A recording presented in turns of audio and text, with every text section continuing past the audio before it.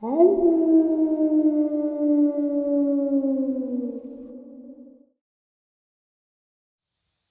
greetings and salutations, everyone. I hope everyone is doing well, and welcome back to today's bonus upload. Before we jump into it, a couple links. As many of you know, I rely on Patreon, PayPal, channel membership, and the merch to help the channel to continue to grow and go. Links to Patreon, PayPal, and channel membership is in the description below, merch displayed directly under the video. Also, Dogman Frightening Encounters, Volume 1 through 3, the audiobook versions. They were written and researched by Tom Lyons, narrated and produced by me, Jeff Nadolny. Those audiobooks are available on Audible, Amazon, and iTunes, links to which are also in the description as well. And finally, last but definitely not least, if you'd really like to help support the channel to continue to grow and go, simply subscribe. It does not cost a cent. Click the like button, takes half a second. If you don't want to miss out on any of the informative uploads I put out daily, click that bell icon, and folks, please leave a comment. Why? Well, because all of these things really do help the channel to continue to grow and go. And yes, folks, they definitely matter. Now, everyone, I have taken far too much of your time. Let's jump in to today's bonus, shall we? All right, so last night's subscriber interview with DJ, I have no idea what happened with the upload. I listened to the recording. It was only about 26 minutes, 26-minute long interview. And he was discussing what had just happened in Tazewell County, Virginia. And like 10 minutes into the interview, everything just went silent. It wasn't silent last night. I uploaded it this morning. It sounded great last night when I put it together. I uploaded it this morning and then realized there was 10 minutes of just missing interview. And I have no idea what happened, because from the time me putting it together, going to bed, getting up, and uploading, half the interview was blank. And the audio is gone. The visual is there. I have no idea what the heck happened. So I'm going to fill in the blanks. So DJ has family. His wife's aunt and uncle live kind of up on the ridge behind their house. DJ lives kind of in the middle of this mountain area in Tazewell. At the top of the mountain area is an old cemetery, about 7 miles into the woods there. And his aunt and uncle, or his wife's aunt and uncle, live a couple miles away from him, going into the mountains.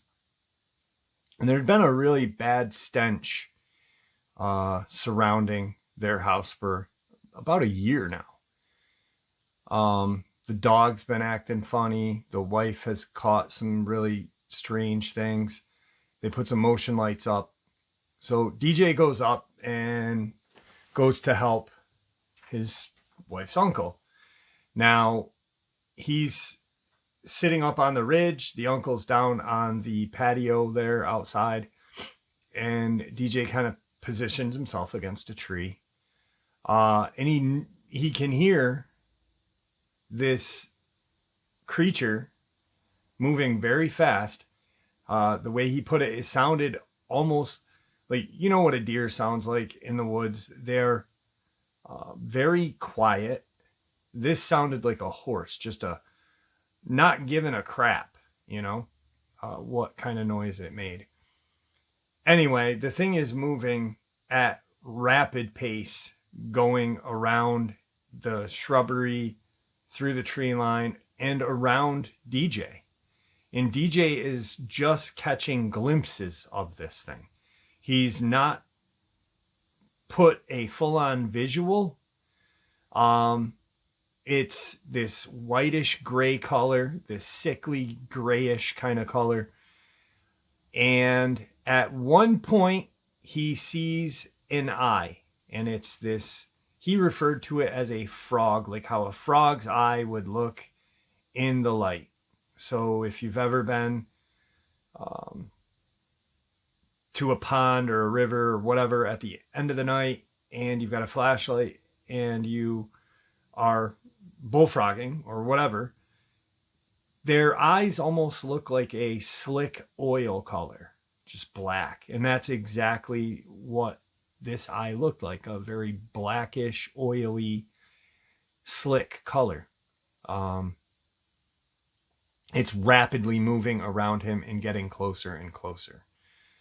He freaks out. He's a bigger guy. He's 6'1". He's a little heavy set. And he's he's got himself sitting against like this white oak.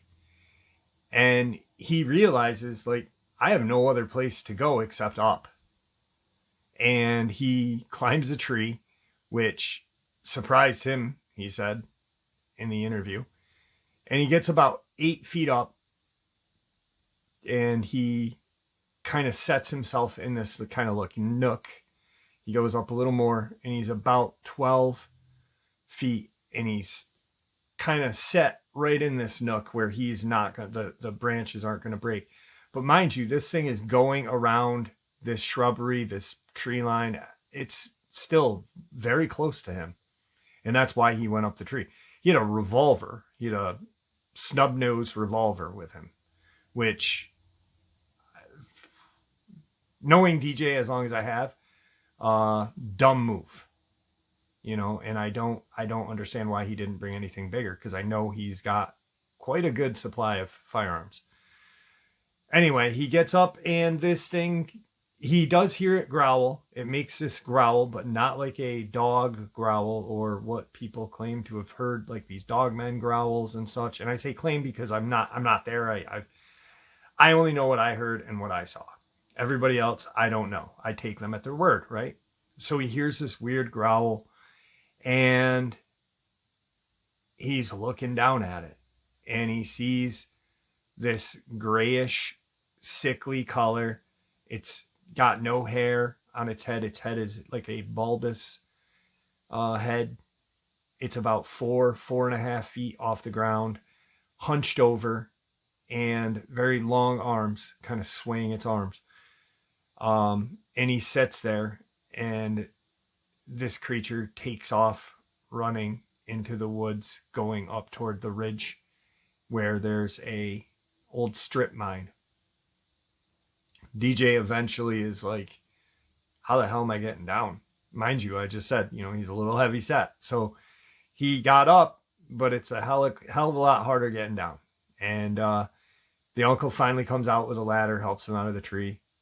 And we both talked a little bit about what it could be. Now, he had a friend that lived right in the kind of populated area of Tazewell, villagey.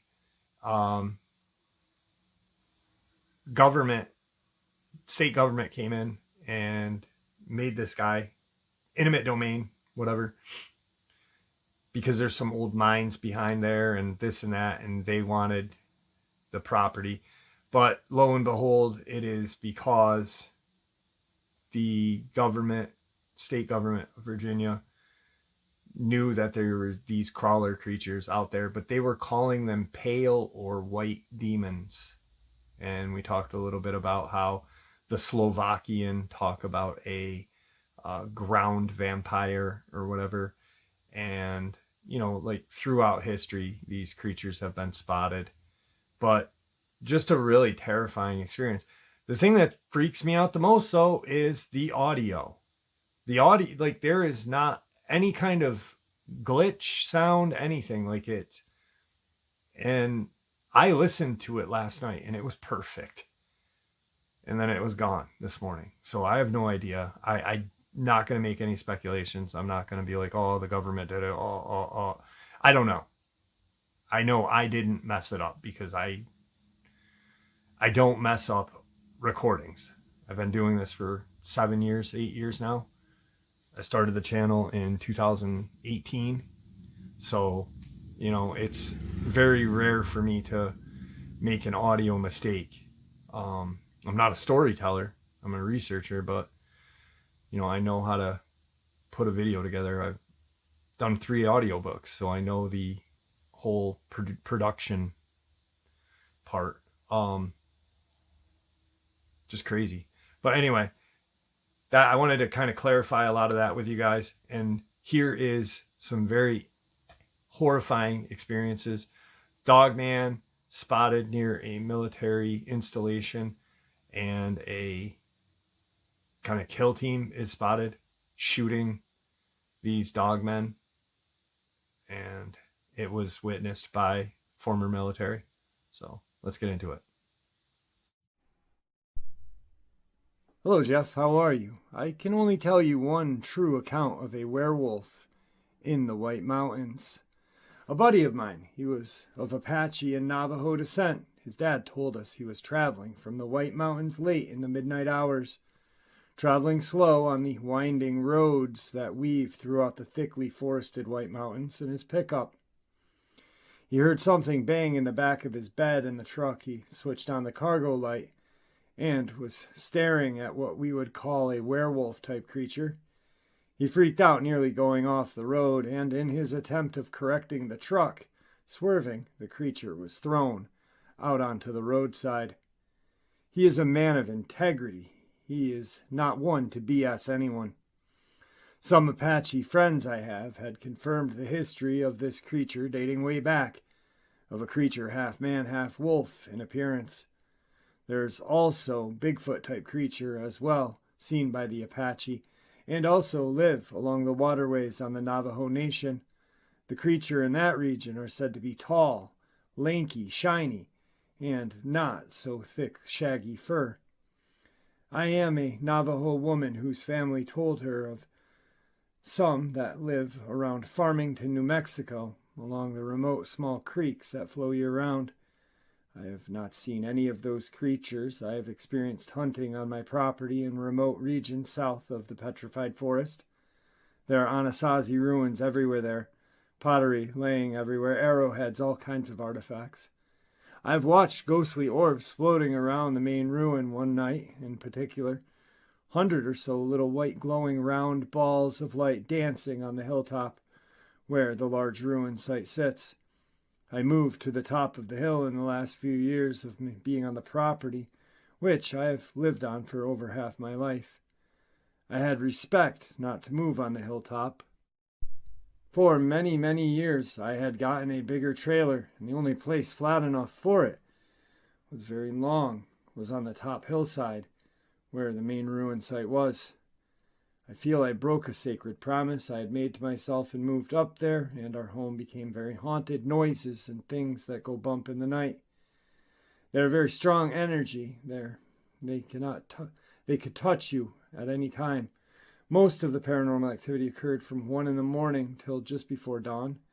Believe it or not, you actually become used to it and live with it.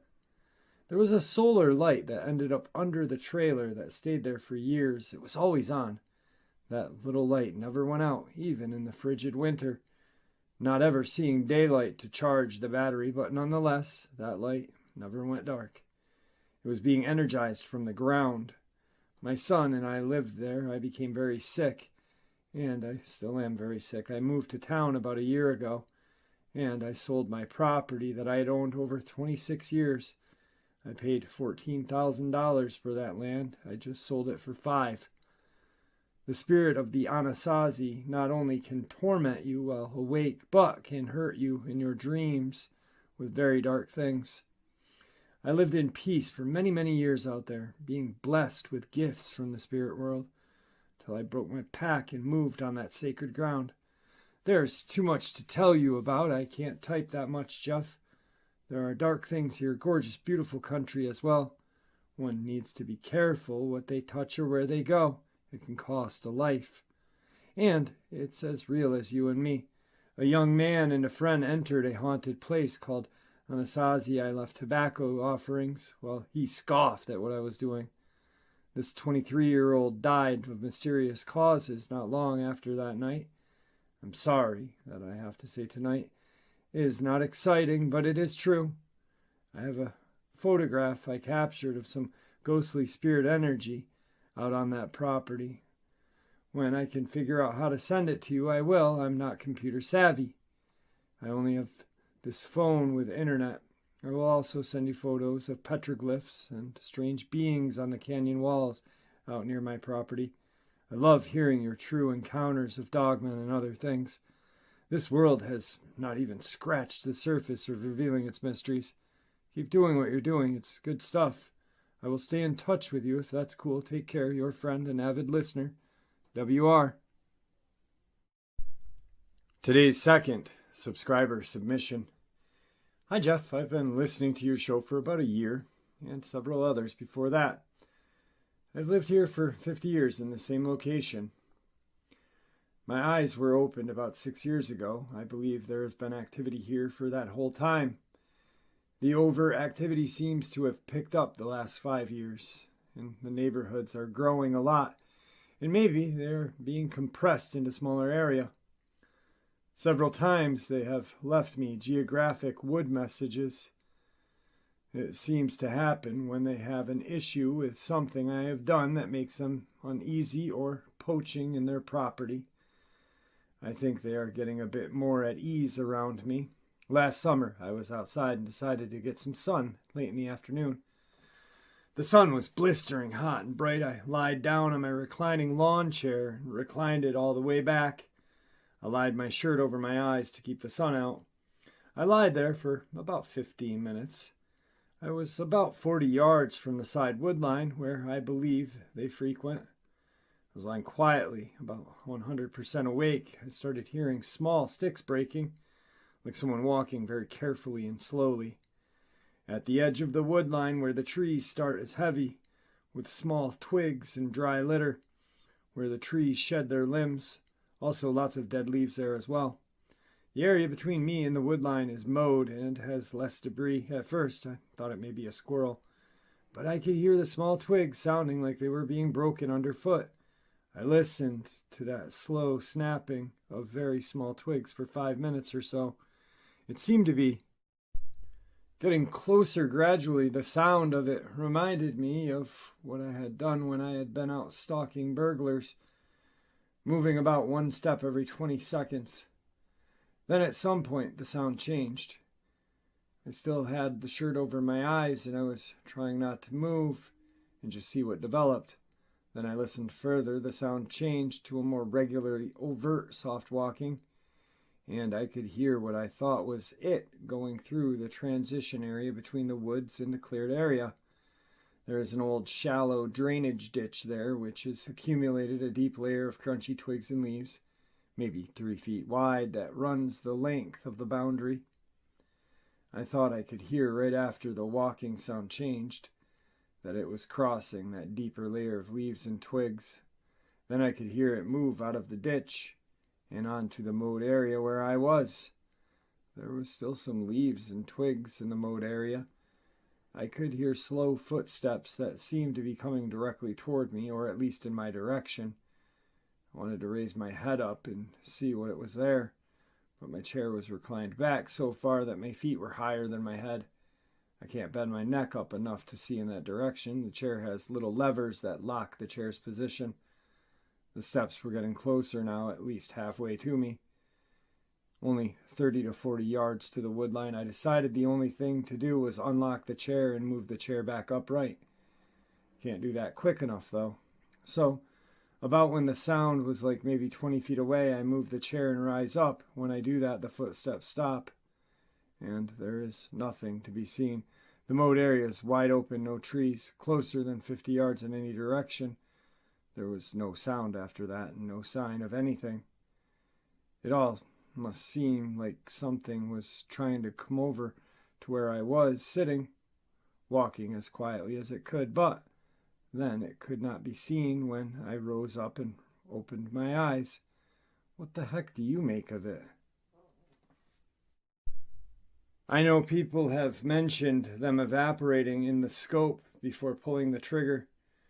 Another interesting thing that happened a couple of months ago was, out in that same general area in the afternoon, I I was walking my dog on a leash, and the cat was walking with us as well.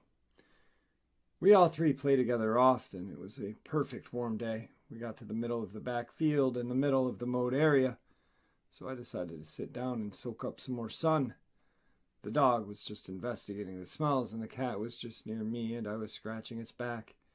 We sat there for 10 or 15 minutes, just relaxing, enjoying the perfect day. It was quite quiet then. Then, out of the blue, I hear a noise coming from the woods.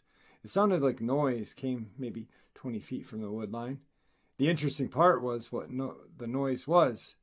It was the noise of infant babies sometimes make when they blow air through their lips and make that slobbering motorboat noise. But in addition to that, there was also a humming tune with it that started high and then went low as the air was blowing out and the lips doing the motorboat. This was just like I've seen babies do before. They can talk, but they want to make a noise to interact.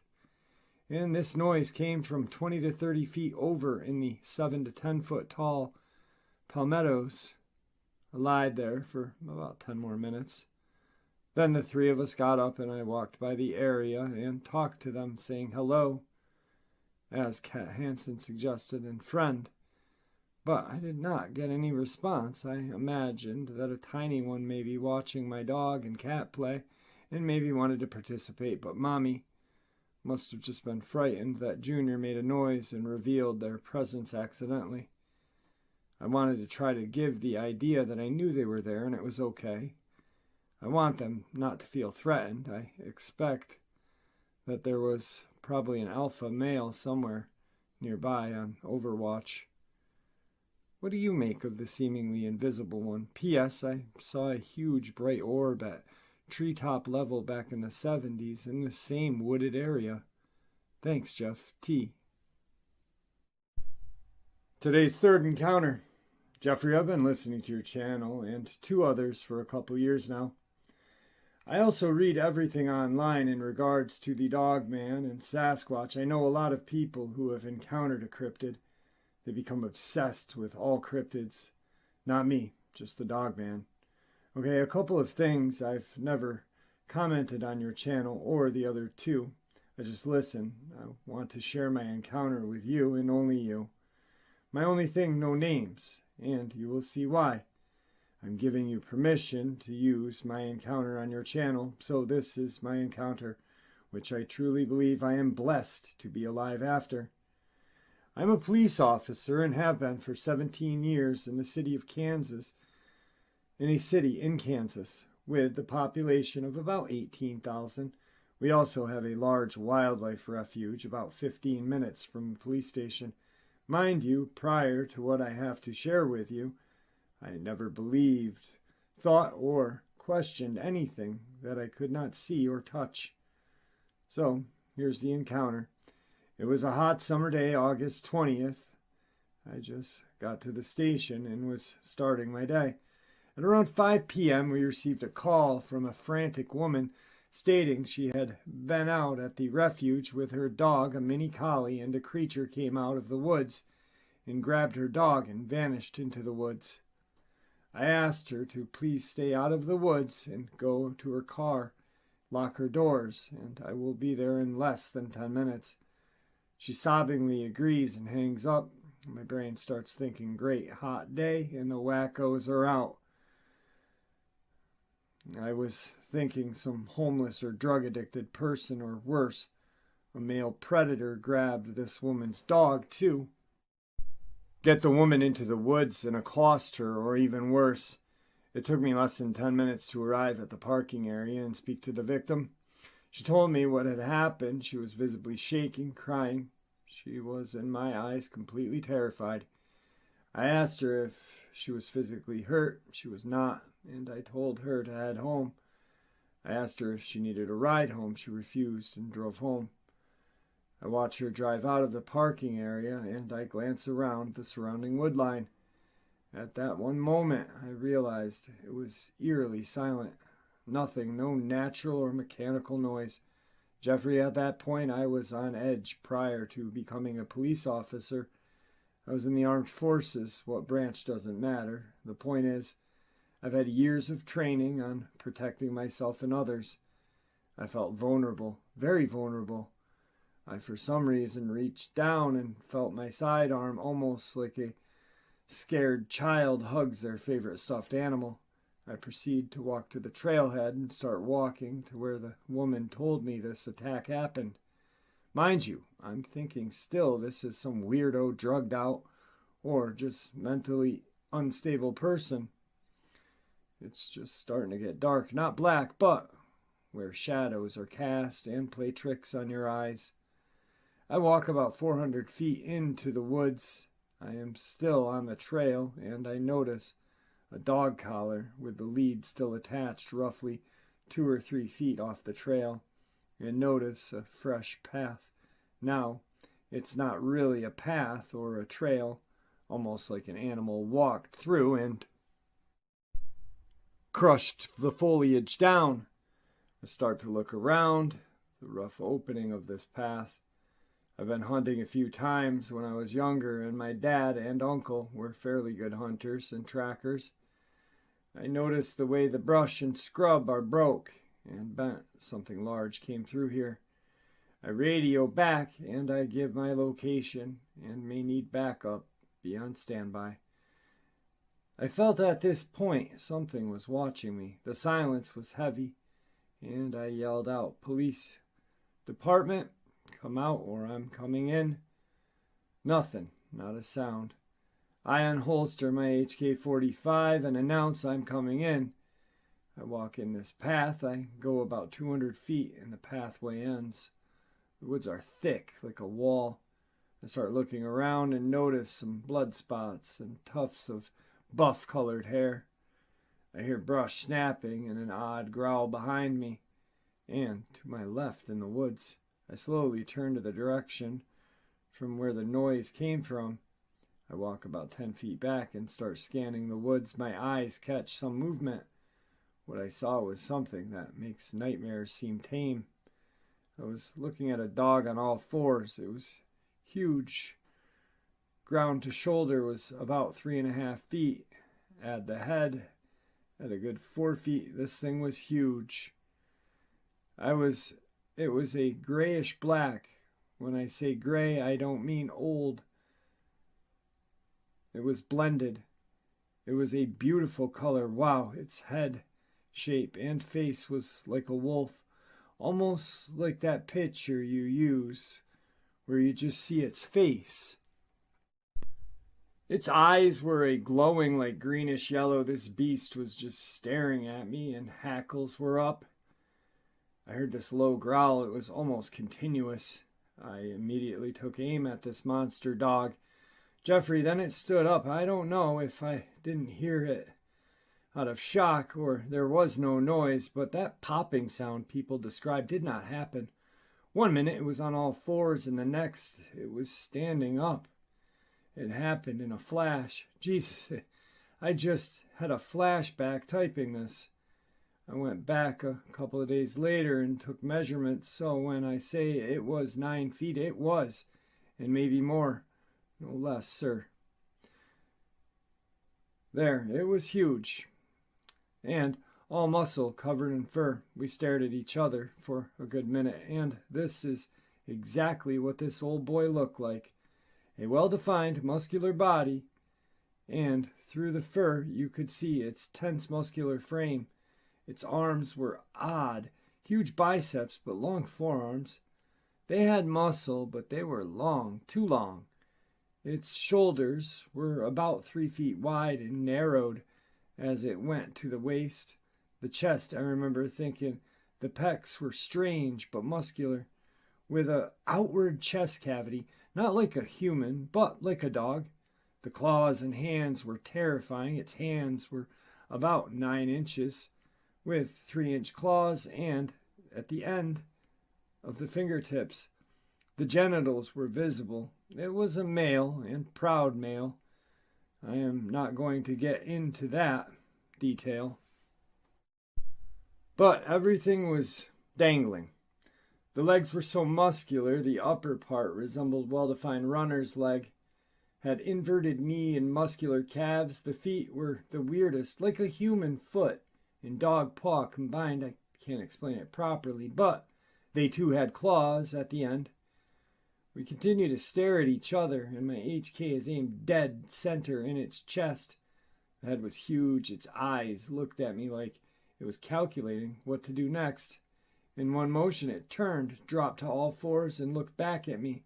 Growled a god-awful noise, kind of a snapping its mouth, and that's when I saw its fangs, a yellowish row of pointed teeth. Turned its head and ran out of sight.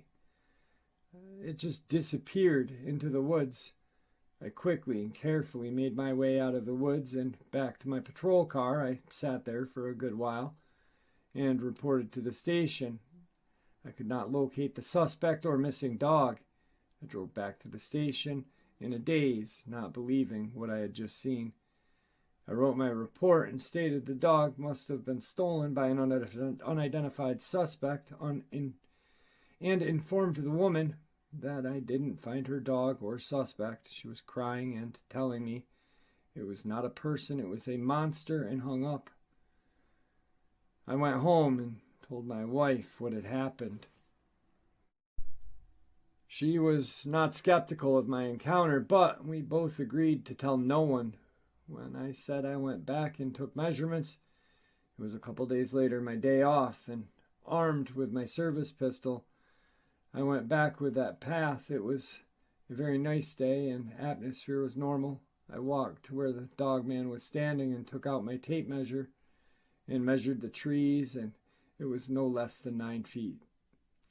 I did notice some remains of a torn-up animal, but it was unrecognizable. Since that day, I've been researching, like I said, everything I can find that's related to the Dogman. I've tried to contact the woman and her family, but apparently she moved about 7 months after this happened. I don't know if she moved because of the incident, but I can only assume. I was lucky. I thank the Lord every day, but I am very careful when I go on calls near that refuge or woods now. Thank you for your channel and your work. Be safe, everyone. Today's fourth subscriber submission. Jeff, first and foremost, I am happy to hear your surgery is done and you are doing well and back on the air. It's good to hear your voice. I'll try to keep this short. A couple years ago, my wife and I moved to the outskirts of Homerville, a couple of counties, over to a place between Valdosta and Statenville. My front and backyard is divided by a chain-link fence that meets the north and south sides of my house, about 3/4 of the way from the back front. At the time, I parked my truck on the north side of my house with the bed toward the gate and the nose facing the road, which is east. There are several other houses and house trailers around the small rural neighborhood. Most yards are fenced, and I'm pretty much the only fool that goes outside at night. Anyway, to the east there's a creek, and to the west is a small swamp. One night, early morning last February, I was outside smoking a cigarette, just in the front of my truck on the north side of the house. To the south-southeast is a little neighborhood. Out in the creek area, a pack of coyotes start going nuts for about 30 seconds or so. And just as suddenly as they started, they went silent. Everything else did as well. About a minute later, something even stranger started happening. Most of my neighbors' dogs, and they have fences. One by one, the dogs start raising hell and would charge toward the fence only to come to a screeching halt and run back to their homes, full throttle, tails tucked and whimpering. Whatever was making its way through the neighborhood, the dogs, even the biggest ones, wanted nothing to do with it. I couldn't see this thing, but I knew exactly where it was, as it was putting off the strongest don't F with me vibes I had ever felt in my life. It stuck to the shadows, and there is a tree that blocked my vision of the street that ends at the road, almost in line of my property. Whatever this thing was made a left turn to the south, and a few seconds later, when it was out of the furthest reaches of the yard lights, it used the shadows to cover and cross the road and continue west, where it crossed my fence.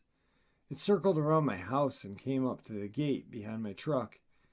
I heard the gate, metal on metal, clink, and at the same time came the deepest growl I had ever heard. I felt it through my body. At this point, I'm not sure if I should say what I did, as it may not work for the next person. Something like this happens to you. Anyway, I stomped on the ground as hard as I could, barking like the biggest dog I could imitate, making my way clockwise around the truck to meet this beast head on. Only by the time I made it around the truck, the thing was gone, and the gate and fence were shaking. About a week later, all 15 of my wife's hens were missing, and her 3 roosters had been killed and mutilated and left for dead. Now she takes all the hens and just kills the roosters.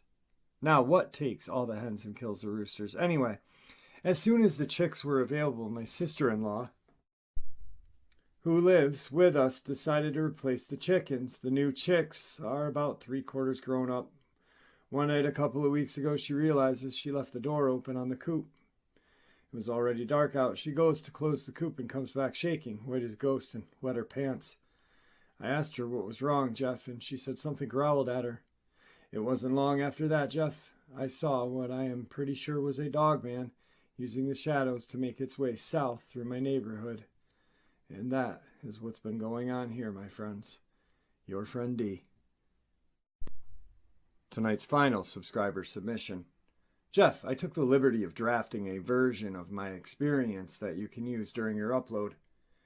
While out finishing up my yard work late one evening, Friday, 28th October 2016, I became distracted by this weird, persistent, forlorn howl coming from the swamp on the other side of the housing area. Initially, it sounded like a big dog, like a bloodhound. Then I realized that dogs don't have the lung capacity and duration that this thing had, because it was coming from a kilometer away. It went on, then paused as if waiting for a response. That is when I realized that this was something other than a dog. It was a cryptid of a different breed.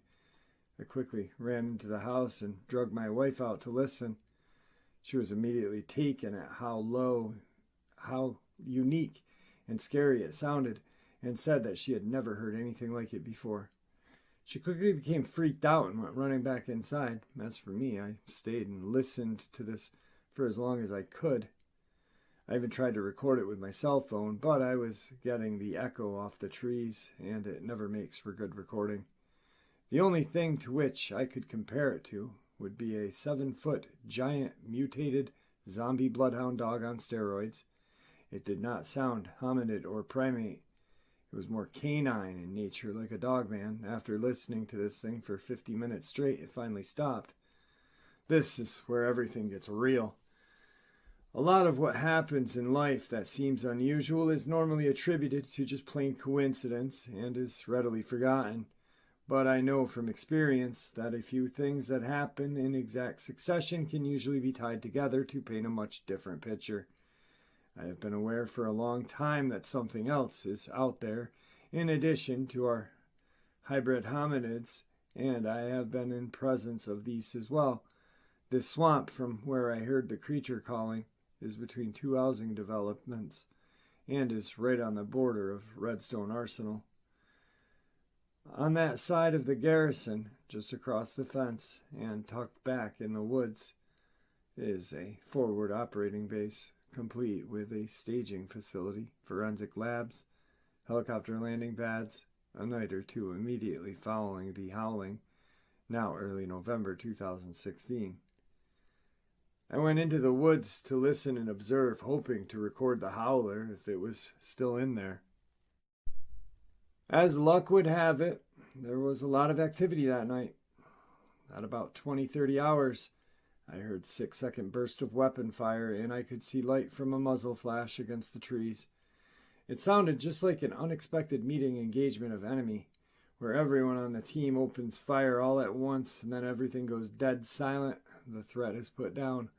My sixth sense was pinging, telling me that this was a deliberate effort, and somehow this howler was involved. I was also thinking about what else could be flushed out my way as a result of this action, and decided to back out quickly.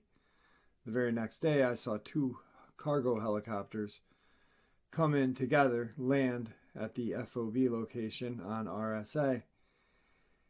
One was a CH-47 Chinjahook, and the other was a Russian Mi-8 helicopter, and they were clearly not there for support of the Army Aviation Redstone Test Center. In my professional opinion, it was a very suspicious and intense 72-hour turn of events. What I suspect happened was that someone in the other housing area had either a sighting or a terrifying encounter, and reported the howling creature, resulting in a special unit going in and terminating and extracting. I don't think any of this was coincidence, as it sounded way too deliberate. It wasn't until years later, 2020, that I was able to contact with someone that was part of that mission, and he confirmed my suspicions. He said that I was the luckiest man alive to make it out of that swamp that night, because they had killed 3 aggressive dogmen. So something evil and dangerous was intentionally removed from that swamp that night, and I lived to tell about it. Alright, Dogman fam, that was one terrifying and fascinating upload. Hope you guys enjoyed it as much as I enjoyed sharing it with you. Dogman fam, please practice kindness. There is not enough of it in this world. We are slowly seeing how unkind the world truly can be. All right, guys. So from what I know of the video clip that I'm going to share with you right now, a guy had seen something in his field. He's confused and he's watching it go through this field. The grass is somewhere around 3.5 feet long. All of a sudden it stands up and you see this guy take off running. Check it out.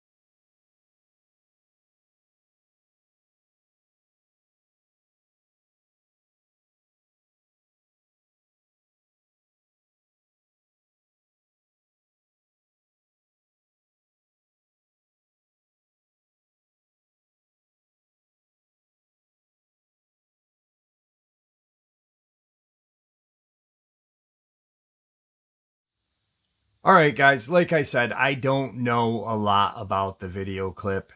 I find it interesting, and what I shared with you prior to watching the video is what I know. With that, I hope you all enjoyed this bonus as much as I enjoyed sharing it with you, and I'd like to thank you all for supporting the channel.